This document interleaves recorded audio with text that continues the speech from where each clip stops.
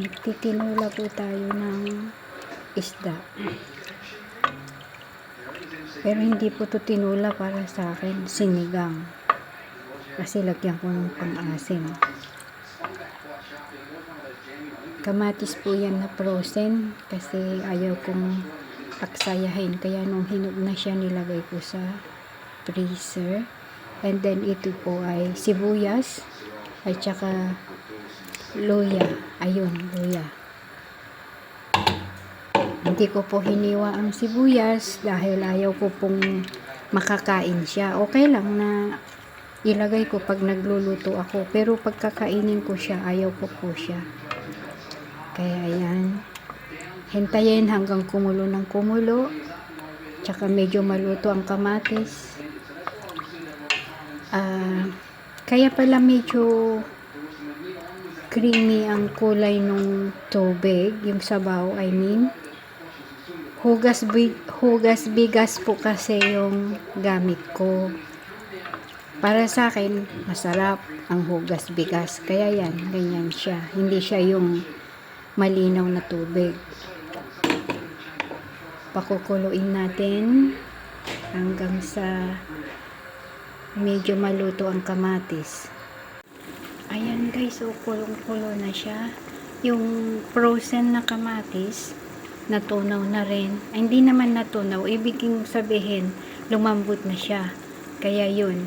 Tapos yung mga sibuyas, nakikita nyo po palutang-lutang na lang kasi nga, hinati ko lang siya sa kalahati. And then ngayon, ay, no, yung steam galing sa niluluto ko. Yung frozen din po na string beans, nilagay ko na. Kasi wala po akong tanim na sitaw. Kaya binili ko lang yung frozen. Wala din akong makitang fresh. Ayan po, pakukuluin ko na naman siya. Lutuin ko ng bahagya bago ko isunod yung talbos ng kamote at saka sili, green chili. Ayan po siya, pakukuluin ko ulit. Ayan, kulong-kulong na siya. Ngayon, ilagay ko na yung isda.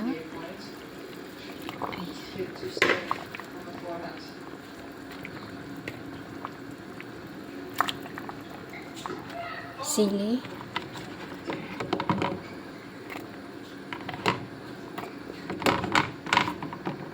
Ayan po. Ay. Sorry.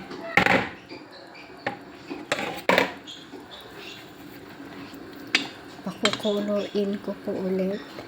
And then, isusunod ko yung talbos ng kamote. Yung talbos po ng kamote, tanim ko lang yun sa malaking paso doon sa garden. Wala pong mapagtaniman dito wala ding mabili. Sa Madrid lang may nabibili talbos ng kamote, pero dito sa Alicante wala pa ako nakita. Yan po, pakukuluin ko siya. Just keeping your fraction low at that end as it has done all day. 523.6.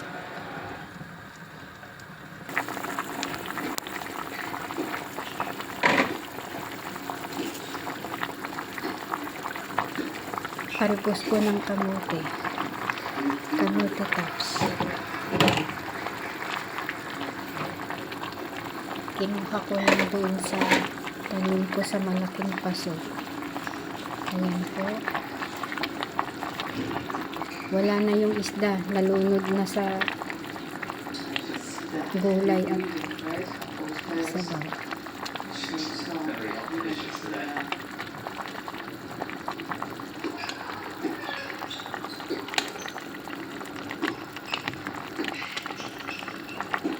Oh! Just right there.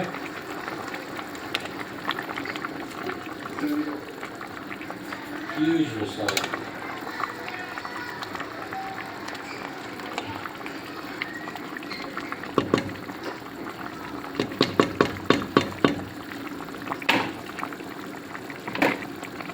They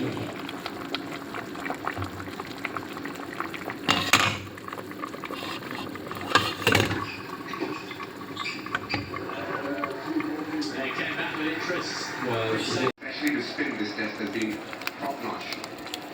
And his celebration very similar to Rahul Dravid as well.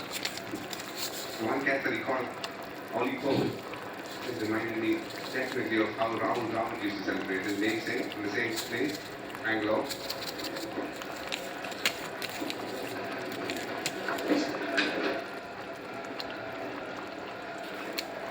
In the 9th interview yesterday, spoke about how difficult a decision it was after IPL to come to England early so that he can play those practice games, considering he has a very young daughter. Two good catches, one low to his left. Just a lovely position that he's in. And this one was only caught today. Again, very low to his left, and that celebration is very Rahul Dravid.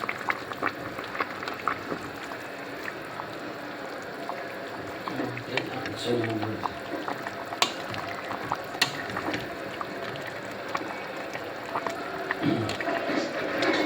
Oh, Pasensya na po. Paborito ko gulay, kaya maraming gulay. At para na rin po makatipid. That's the main reason. Yan, isang pirasong isda. Ulam ko na yan siguro ng 3 araw. Kasi maraming sabaw, maraming gulay. Thank you for watching.